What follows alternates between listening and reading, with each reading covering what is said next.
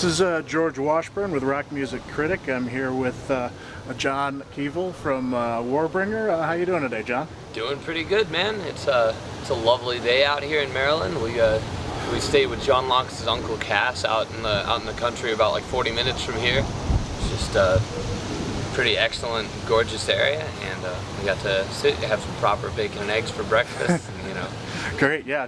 Welcome to Frederick. We don't get too many metal bands out this way, so yeah, it's good to have you. It doesn't look like a super metal spot, but oh well. most nice places aren't. Yeah, well, we're here. Yeah. But so you've got a new album out on Century Media called World Torn Asunder. Can you tell me a little bit about it? Yeah, this is our third album, and it's the first featuring Carlos Cruz on drums. We worked from about like January to May on writing it, and then like May through mid-June recording. And yeah, it just came out a couple of weeks ago. The band overall feels like it's our strongest album to date, and I think we've kind of gone for direction of everything the band stands for and does, just taken to the next level for songwriting, all of that, as well as trying to go do a couple more like mystical sounding numbers on there that are a little different. I have to agree, it is definitely your strongest sounding album. Thanks. Okay, so how would you say this album's different from the previous albums? I mean, obviously everybody progresses and evolves as they go along, but is there anything, particularly in your mind that was different this time around that how you've changed since the first album? Well, we've played like 700 shows since the first album, so that had a lot to do with it. Just we're much more professional as a band. We know how to write a song better because we've got a bunch under our belt now. We kind of know how to work with each other better, and we have a clear definition in all of our minds of like what the band is, what the band could or should or shouldn't do, I'd say is the best way to put that. And so difference-wise, I think we got the highest performances, best production. I think I did my best vocal performance to date on this one, and we really wanted to keep true to the essence of like what this band is, because a lot of bands, especially thrash bands, have made the mistake of kind of abandoning that core like reckless energy when they made and like tried to make an album that progressed some. So I think we kind of took a 50-50 route of there's a lot of straight thrashers on there, or like death thrashers more in the vein of the second album sometimes, and then there's like tracks like Echoes from the Void, Future Age Is Gone, and Demonic Ecstasy that I think are each kind of like in a different way, a different feeling for this band that we haven't done before. Is there, at the same time, is there any sort of similar trait that has been on every album that ties it all together, that something about you that hasn't changed, that sort of maybe high intensity, high velocity metal, that's not going to change anytime soon, not while I'm on board, man. Okay. Excellent. How long did it take you guys to write and record the album? Oh, like I was saying, it took about like 5-6 months to write it, and then like a month to month and a half to record it. As I understand, we had some shows in the middle of the recording process that kind of lengthened it artificially by a bit. I believe I read somewhere that that was actually the longest you'd had to work on the album. By far. What? It was a good thing, though. Of course, always good. So what's the songwriting process with the band? I mean, is it does everybody get together in the room and jam and create the songs, or is there somebody that the one guy writes all the music, another guy writes all the words, or? No, we do a pretty old-fashioned band garage metal, Awesome. And it'll be based on like usually either one of John or Adam's riff sets that they either had beforehand or came up with on the spot. It depends, we don't specify, just anything that sounds good we'll start working with. And I write pretty much all the lyrics, but there is it's not like I just do it in a castle alone. I work with the other guys. I talk to them about the ideas, get their input, and I give my input on like the guitar parts and stuff. So everybody has a part in everything, I'd say. It's not like Metallica where everything's just James and everything is Lars. Nothing like that. Okay. So this is sort of similar to something I already asked, but how do you feel you've evolved over the three bands in terms of maturity, sound, what's better now, maybe that you know now that you didn't know when you first started doing your first album? Well, we know how to go in the studio and do things proper. First album's a little on the sloppy side, as are so many first thrash albums, because most first thrash bands' albums is like a bunch of young kids playing as fast as they can, and that's exactly what ours is. We've gotten more comfortable just like playing this style of music to where we can really focus on total precision and accuracy with everything. And I think also with the songs we focus on not having the right amount of repetition. There's stuff that can stick but doesn't get boring. And I focused a lot on this one on having like just a lot of little hooks in there. But to go with that, what? When did you guys start to hit with your first album? When did you start to recognize, hey, there's something here? Like from maybe the press or people coming out to shows or something? It was with the EP that came before that we started to get like some interest going, which had 4 of the same songs from the first album, with a slightly different lineup. That's when we started getting some attention, because it had like Total War and like Shoot to Kill on it and stuff like that, and the people still like those songs sometimes like the most out of any of our songs. So that got a lot of good attention. Also, the EP recordings were really just like angry, raw, high energy. Pretty contrasting, I'd say, to a lot of the modern metal, and it was that came out a little bit before people knew about the quote-unquote thrash revival thing. That was really exciting to a lot of people, I think, and and then the album following, I think that kind of helped put us on the map a little bit. Speaking of the thrash revival, how do you feel about people lumping you in that? I mean, well, we are a thrash band in 2011, so yes. However, I'll just say, like, time is irrelevant, only music is important. I think there's some thrash albums that came out in the last year that are better than some thrash albums that came out in like 1986, 7, whatever, and vice versa. I think just sometimes I think there was a lot of like mediocre bands in the original wave of thrash, and a lot of great ones, and I think that's still true today. So as for us, we just try to write the best thrash metal in our own style of thrash metal, which to many people who kind of pan off the whole movement as all being the same shit, to people who actually listen to thrash, one thrash band A does not sound the same as thrash band B, though they are both thrash metal bands. Exactly. Yeah, I was big in the 80s thrash scene. Yeah. And I was really pretty disappointed when the grunge came along. Metal kind of went underground again, and then you had the death metal and the black metal kind of brought things back. And to start hearing new thrash bands again, it was and you guys were one of the first ones that I heard. It was just it was really impressive, and I was glad to hear that. Cool, thanks, man. I think thrash is just like the straightest, like fun headbanging kind of fun, angry / fun, because even like the most brutal and angry thrash records are a shit ton of fun to listen to. And I think I think death metal had that factor for a while, just being like, and that being awesome. But after a few years, kind of starts to, in its evolution, starts to lose that a lot, and just get really self-similar. So, in a way, I kind of feel like thrash is the best form of aggressive, straight headbang music that anyone's come up with to date. I can agree with that. To continue my last question, in terms of how you have evolved, how do you see yourself evolving in the future? I mean, are there elements that you're gonna incorporate into the music, or are you just gonna pretty much keep playing solid thrash?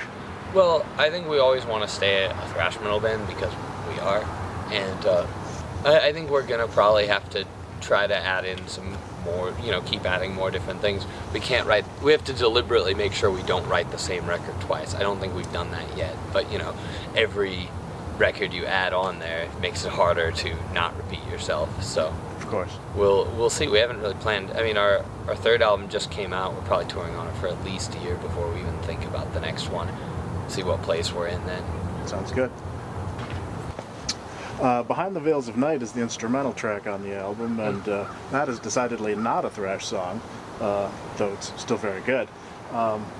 like I just said, you're thinking you're gonna have to branch out more in the future.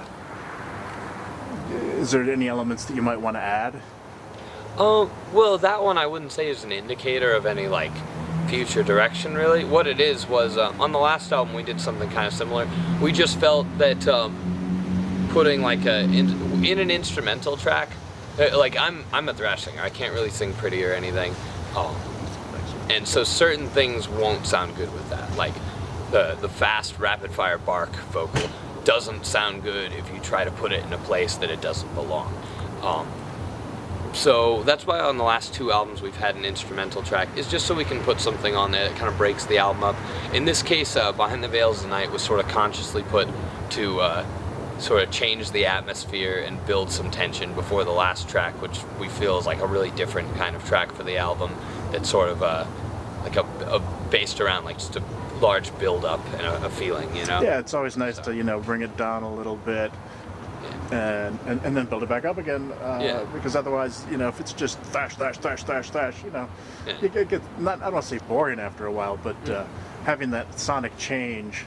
I'd say the song that follows it, Demonic Ecstasy, is like only borderline a thrash song, It's all, I don't know quite what to call it. Is the other extreme of clean vocals ever appearing on a Warbringer song out of the realm of possibility? If it ever were, it would be much more like aimed at like Priest style than like whoa, Right. I'm not really capable of doing that stuff yet, though. I mean, my initial inspiration for vocals in the first place was like guys like Rob Halford, Bruce Dickinson, Kai Hansen.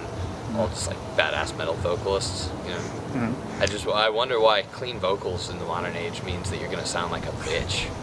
Yeah.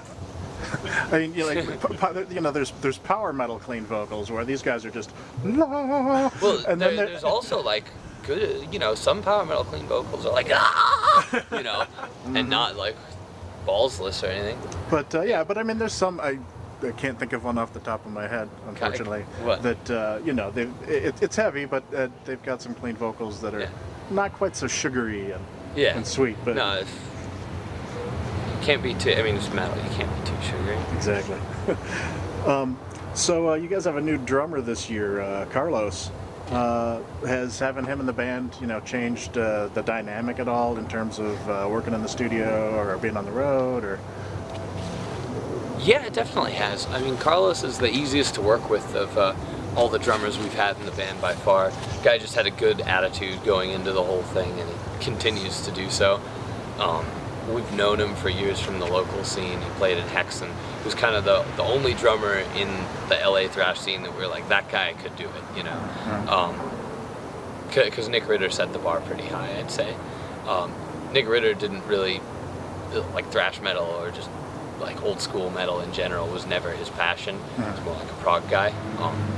Just finding it was cool. Like he brought some of that to our band. And I think some of that remains in our band because of that, in a good way.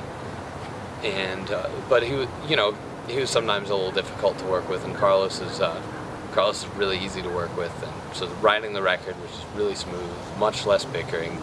Writing the last record was actually the one before this was actually a really stressful experience for me. But this one was really comfortable and smooth, and so far touring's been more comfortable and smooth, and That's great. I don't have to stress. I have to work. The only thing I have to worry about is the actual job I have to do, not Right. associated bullshit that just comes out of nowhere. Yeah, that's good.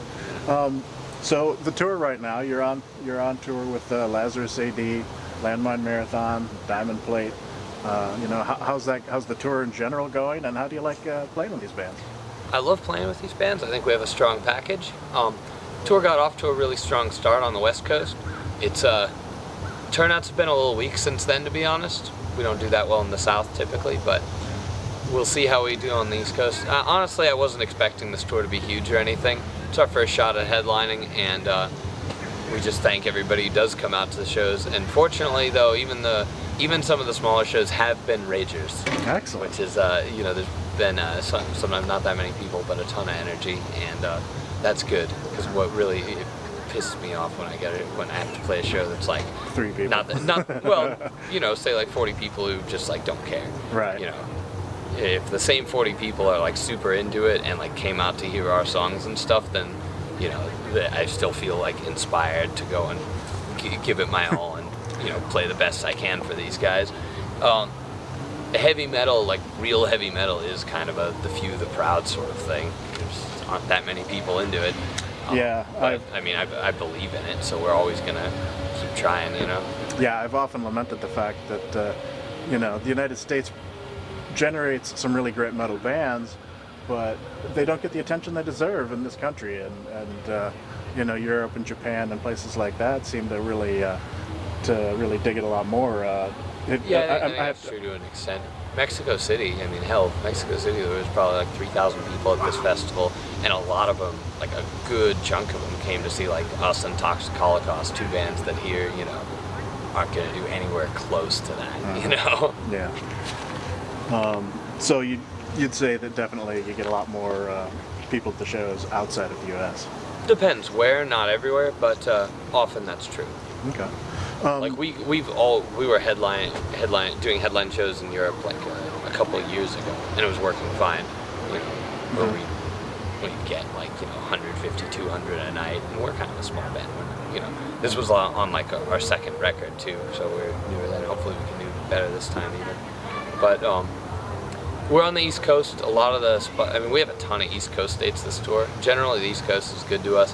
People out here just seem a little more pissed off than the rest of the country. It's DC. Everybody's pissed off at what's going on down there. Yeah, well, I'm pissed off about what's going on down there. Do you have any interesting road stories you can tell us? Let's see. From this tour? Oh, or any, just... I always fall back on the same one, so I'm going to try to think of something different.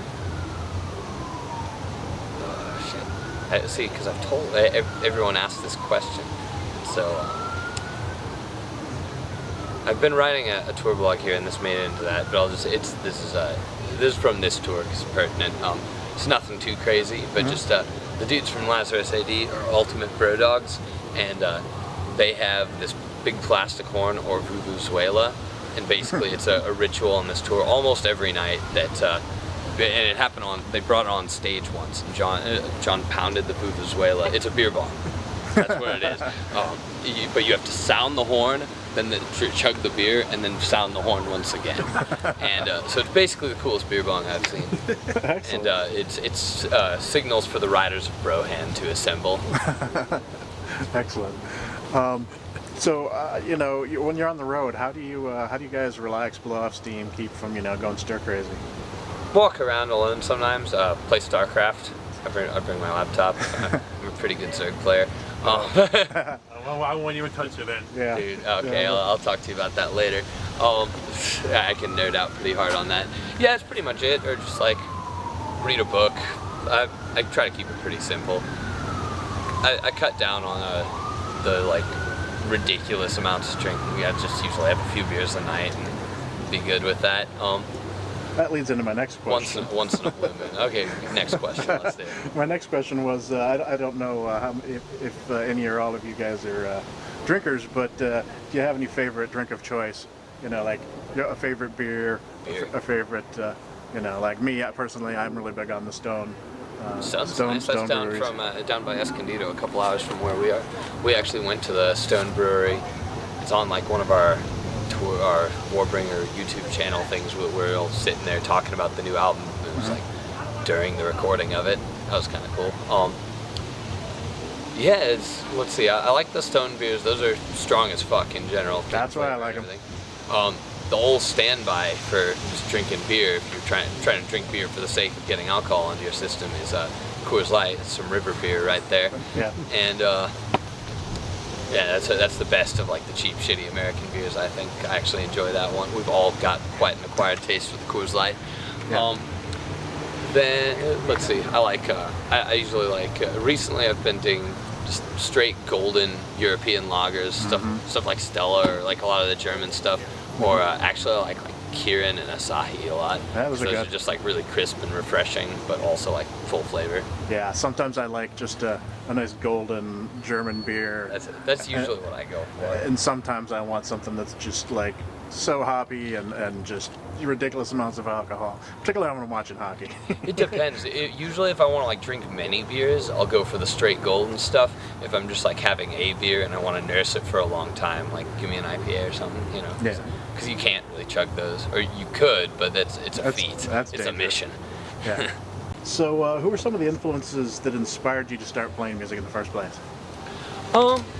In the first place, I'd say just basic like classic heavy metal. It's kind of where I got started.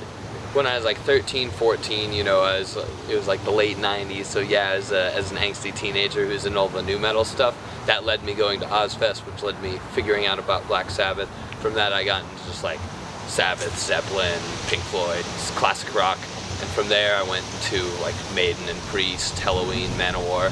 Those were like some of the earliest bands for me that, you know, I still listen to all those bands, and yeah, and from there, like into like speed metal, power metal, and eventually thrash. Mm-hmm. Cool.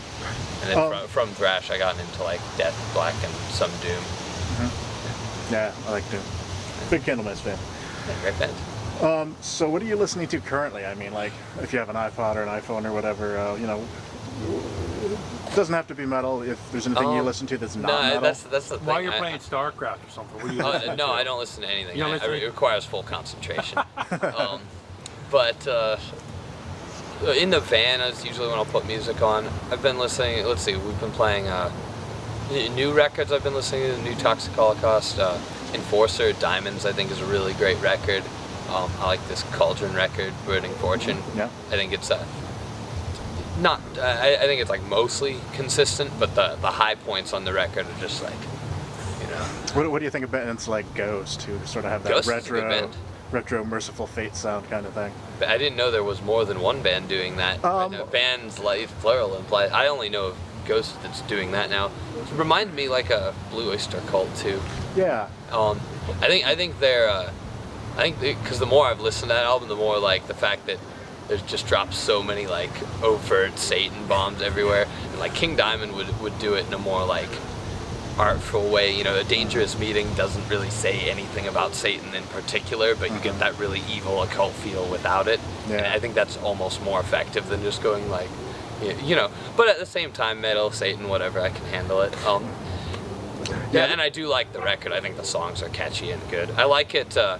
I like that record and the other ones I named because it seems like a lot of metal records that you see in the modern age have like parts, but not really songs. Mm-hmm. You know, that's why a lot of the more like spastic, extreme stuff, I'm just like, fuck this is shit. They didn't even try to write a song. Exactly. They stuck some parts together and we're like, oh, it sounds like this. Well, okay, great. Extreme for the sake of extreme, and or just lack of songwriting. Yeah. I really want. I mean, I really do try to look for songs that have like parts worth remembering. You know, where someone was like, "Oh, this. I'm gonna try to make this memorable. Not necessarily super simple and catchy, but memorable because it has an actual impact when you hear it."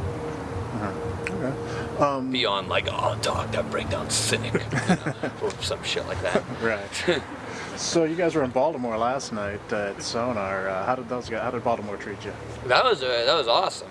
Yeah, a really raging show. We played for like an hour 10. It was fucking brutally hot. It is a beast in there. It's like a little brick oven. Yeah. It was cool, man. We played Baltimore a lot. We'll probably keep going back. It's always Sonar. Was it sweating from the ceiling like it likes to do there when it gets really hot? It might have been, dude. It's brutal. Yeah, it's like you just went down in somebody's basement. Yeah. But it's cool. Where are you headed next? Kingston, New York. Oh, that's we have 5 shows in New York State this time, which is more than we've ever done before. So we'll see how it goes. All right. Well, I'd like to thank you for taking the time to talk to us today. And No problem, man. Is there anything you'd like to add? Anything you want to say? Anything you want to promote? Well, check out our new album, Worlds Torn Asunder. Keep listening to metal. Keep rocking. See you guys. All right. Thanks a lot. This is George Washburn from Rock Music Critic, and stay metal. Yeah. Just remember one thing, fucking stomp.